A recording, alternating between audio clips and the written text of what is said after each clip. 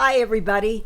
It's March 14th, 2018, and in my arms, I have my ever-growing cat, Fluffy, and his big brother is twice as big as he is, Chocolate. Probably will wander in at some point, but I thought I would show all of you who love to see Chocolate and Fluffy that they just continue to grow, and I love them dearly. And in order to talk with you about the news, I'm going to put Fluffy down, and hopefully Chocolate will come in. Yesterday, there was an event that was on news that just caused a whole cascade of things in my mind about what I've been exposed to since around 2010 or 11 concerning Mars and what truth there might be in a variety of whistleblowers and in some books that there has been ancient archaeology on Mars, and could it be one of the reasons that Elon Musk seems determined to launch as soon as possible to Mars? Well, yesterday, on March 13th, President Donald Trump spoke to members of the Marine Corps Air Station Miramar in San Diego, California. And at one point in his speech to the Marines, President Trump said very enthusiastically, and I'm quoting from my own transcript from the news report, quote, "Very soon we are going to Mars. You wouldn't have been going to Mars if my opponent won, that I can tell you. You wouldn't even be thinking about it. My new national strategy for space recognizes that space is a war-fighting domain." Those are very interesting words in the context of Wetmore I'm headed. That space is a war-fighting domain, just like the land, air, and sea. We may even have a space force to develop another one. We have the Air Force. We'll have the Space Force. You have the Army, the Navy. The president continues, I was saying the other day, because we are doing a tremendous amount of work in space, I said maybe we need a new force, and we'll call it the Space Force. At first, I wasn't serious, but then I thought, what a great idea. We'll have to do that. That could happen. That could be the big breaking story. From the very beginning, Trump says, many of our astronauts have been soldiers and sailors, airmen, Coast Guardsmen, and Marines.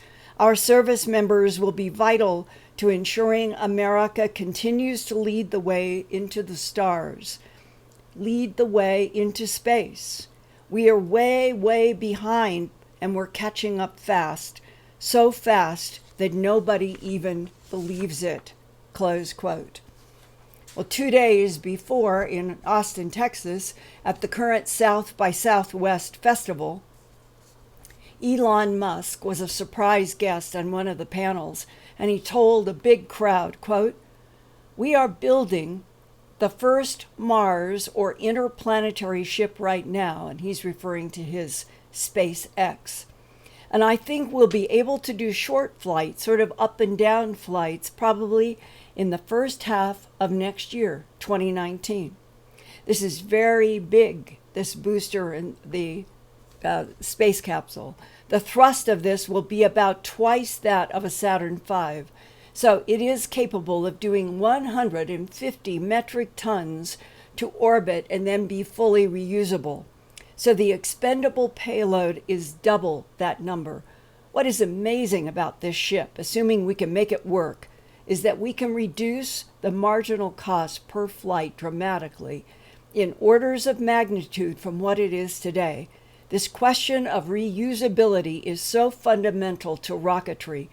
It is the fundamental breakthrough that is needed. And then he went in to explain what the current costs would be if you have to build something to transport even on Earth versus something that is reusable. And he is highlighting the fact that one of the highlights of his February 6th launch that was so exciting to watch was after the big, enormous going up into the air with all of the smoke and the fire, that there was an end shot showing two of his rockets being able to come down and land. And that, to him, is the exciting part of what he's doing in SpaceX. And he says a BFR flight, there are variations on this acronym, Big Falcon rocket, Big F rocket. There's a variety. You can fill in the gaps yourself. A BFR flight will actually cost less than our Falcon 1 did. And he's talking a few years ago. That was about $5 to $6 million in marginal costs per flight. BFR will be less than that, and that's what will enable the creation of a base on the moon and a city, these are his words, and a city on Mars. It's similar to getting the Union Pacific Railroad across the continent or ships across the ocean. Until you can get there, there is no way for all of the entrepreneurial energy. You can't do anything. There's no way for all the flowers to bloom. But once you get there, the opportunities are immense. So we're going to try to get you there and make sure there is an environment in which entrepreneurs can flourish. Then I think it, meaning getting to Mars to build a city, will be amazing. We want to inspire you to make you believe again, just as people did in the Apollo era, that anything is possible.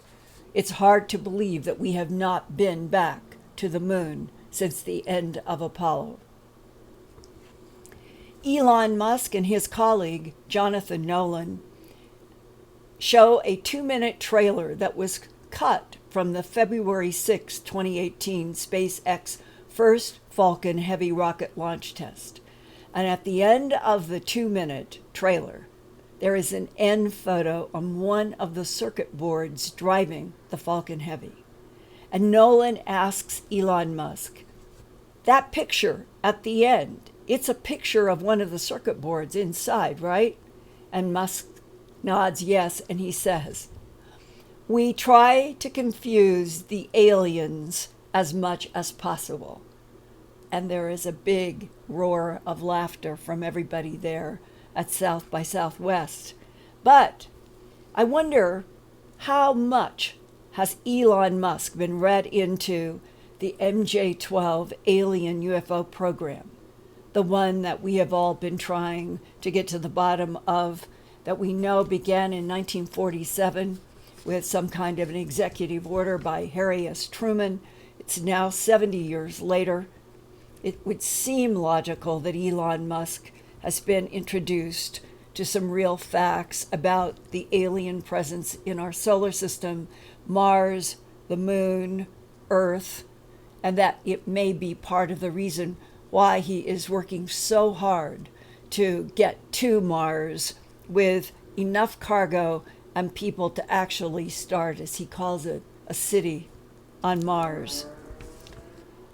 Well, does he know anything about the alleged history of alien humanoid life on Mars in this solar system?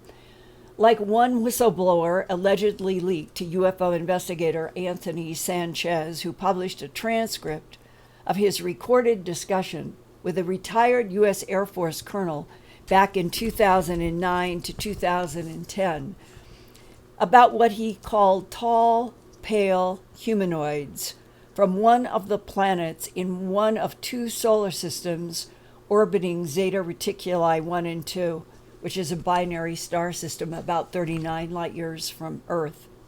It's the one that the famous Betty and Barney Hill abduction case that Betty drew under hypnosis, a system of trade routes that involved a place where it was pointed out to her where our sun is, where Zeta Reticuli 1 and 2 have trade routes with other stars in that system. Anthony Sanchez, in his recorded transcript with the U.S. Air Force colonel, talks about progenitors, that is the word, that the progenitors were and are a tall, some kind of humanoid intelligence that would be the root source of the humanoids in this solar system. and that this discussion with this retired U.S. Air Force colonel took place back in around 2009 period. In this book that is largely a transcript of this discussion called UFO Highway came out in 2010.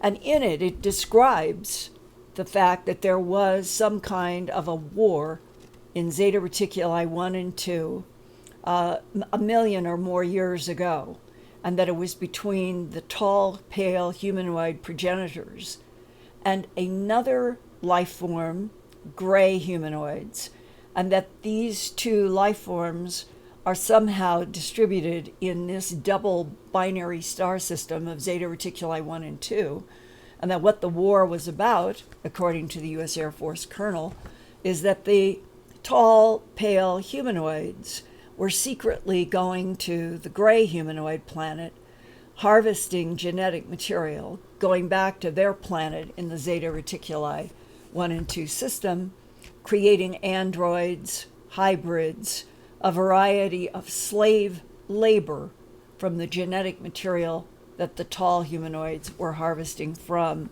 the short gray planets.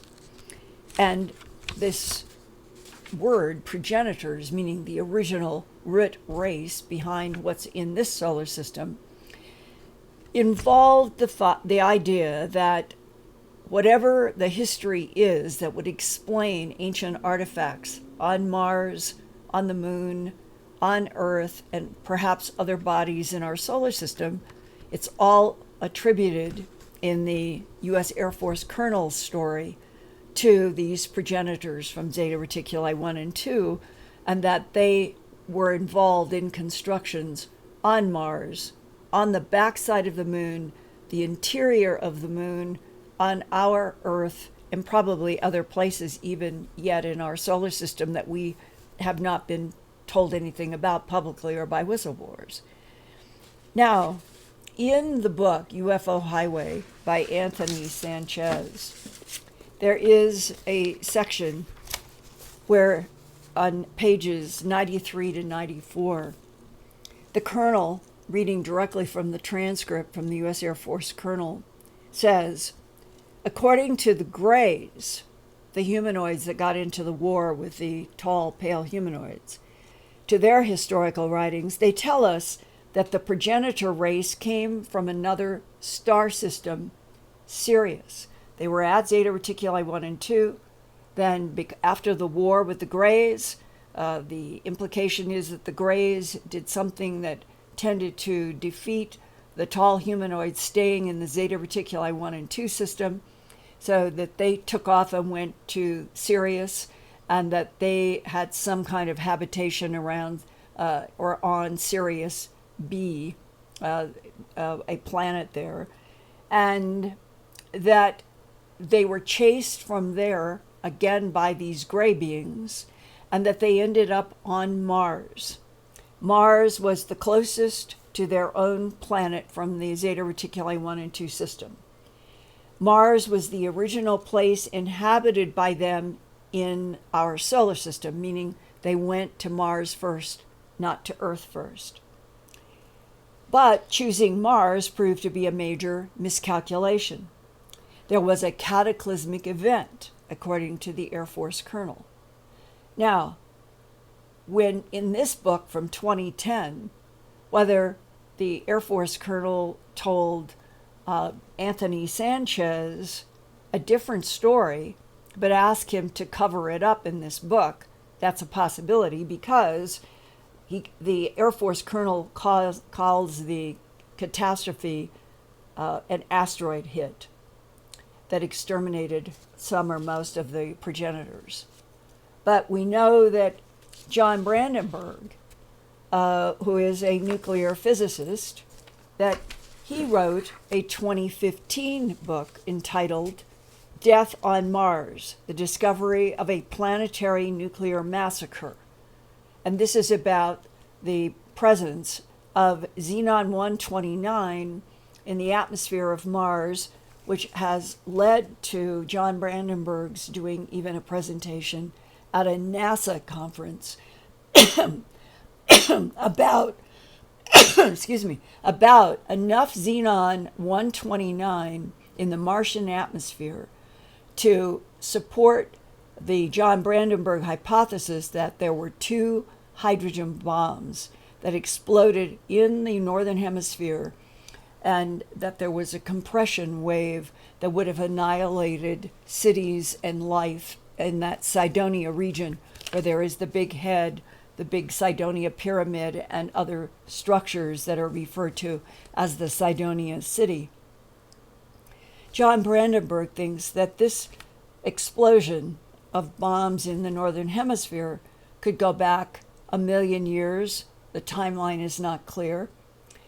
But if he is right, and the retired U.S. Air Force colonel has told Anthony Sanchez some truths, and a lot of Sanchez's book is allegedly a transcript from 2 or 3 days of recording this U.S. Air Force colonel, then is Elon Musk going to be dealing with ancient archaeology and artifacts on Mars from the progenitors and this war with gray beings, and that this might explain what whistleblowers have been telling me for the past approximately 18 months, that our government knows from its own secret investigations that the Cydonia region in the Martian northern hemisphere does in fact have pyramid and other structures that are made out of a composite material which has some kind of a substance not found in our periodic table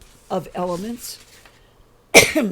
Further, that the current whistleblowers tell me that the hieroglyphs, sorry, it's a combination of allergies and various things in the spring, apologize, that the current whistleblowers tell me that the hieroglyphs and the symbols on the ancient artifacts of Mars match exactly the hieroglyphs and symbols on ancient artifacts and pyramids on the backside and interior of our moon, and that they match exactly the hieroglyphs and symbols on ancient artifacts and pyramids that are under 1.5 to 2 miles of ice in Antarctica, and that the way we have been getting into Antarctica for the last 15 or so years has been through submarine into some part of Antarctica under the water.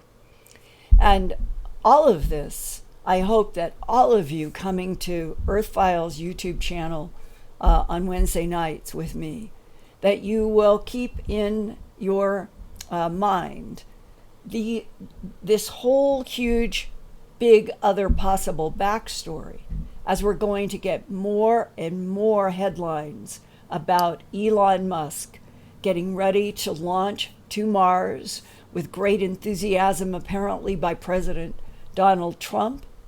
What do they both know about ancient archaeology on Mars? And what happens once, if Elon Musk gets there with the new pioneers, like the wagon train that went across America? He gets there with settlers and they are able to survive landing, and they actually start setting up a city. Will we on Earth eventually learn about the ancient archaeology on Mars that matches Antarctica and the backside and interior of our moon? These are big questions in this revolutionary time. I hope that we will be told some facts and truth. And with that tonight, as a bigger box around President Truman's enthusiasm at the San Diego Marine Base, and with Elon Musk also talking so enthusiastically at South by Southwest, that we are at a time where more and more dots seem to be coming into place about the fact that we're heading out into space, where we've already been, and that other intelligences have been coming into our solar system for a very, very long time. And with that, tonight, I would like to take some of your questions. Hey, Linda. first we need to thank great people out there for our super chats. Cherry Michelle, Christine Seibel, Nancy Volker, and Billy Newworth. Thank you so much. Thank you very much. Our first question is, has Linda looked into semiconductor companies to see if they are making components for the terahertz frequencies that she's talked about? Well, I can tell you that one of the holdups in the research that we have been trying to do is, in fact, being able to construct terahertz generator, 8 terahertz generator that would equal some very high frequencies, and so far it hasn't been built. Our next question is, Linda, what do you think is in Antarctica that's being covered up? It's a really good question. The way it's been described to me by whistleblowers is that there are pyramids, large, huge structures built as if they were formed someplace else and just put down in one big, long swoop, 1 to 10 miles long. And I keep thinking about the Buzz Aldrin tweet a year ago when the tweet went out. It was verified to be Buzz Aldrin's tweet source, and it said, "I have just seen the face of evil." And he was in Antarctica and had to be medevaced out. What was that tweet? The next day, somebody tried to say it was a joke. Well, why would Buzz Aldrin, one of the astronauts, the first on the moon, why would he joke about something like that? I mean, it doesn't make any sense unless he was there and he saw something that disturbed him. But until we have photographs, videotape, and honest reporting, and whistleblowers can describe, but we need proof of what's in Antarctica that matches Mars and matches the moon. I wish I had that to give to you, but we have really, it's kind of in that gray area of sources who talk, and that's basically circumstantial testimony from people without hard proof. Our next question is, what is your opinion of why NASA stopped going to the moon? Well, the people like William Mills Tompkins and others who have had leaks since '69 say that it was because there was a warning by some kind of an alien presence on the moon throughout the solar system that basically told, I guess, our government, you can't come here anymore. That's what William Mills Tompkins told Bob Wood in the work that they were doing before William Mills Tompkins died. Well, if it's reptilian, which is what William Mills Tompkins said, where are they now? Why is it that they don't want humans to be on the moon or in other places? And I think that we've all been waiting ever since William Mills Tompkins and others have described this for more information that would fall into the hard category of proof. It's circumstantial, but it certainly raises a possibility about why. Why did all of our efforts going to and from the moon end in the Apollo program and we have not been back? Our last question tonight, Linda, do you think that disclosure will be made by 2020? I hope this year. I'm gonna hope and cheer that it's going to happen this year of 2018.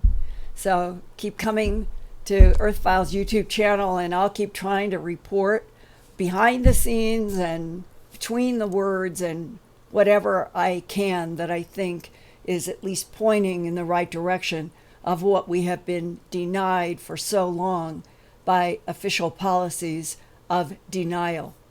So thank you so much for being here tonight.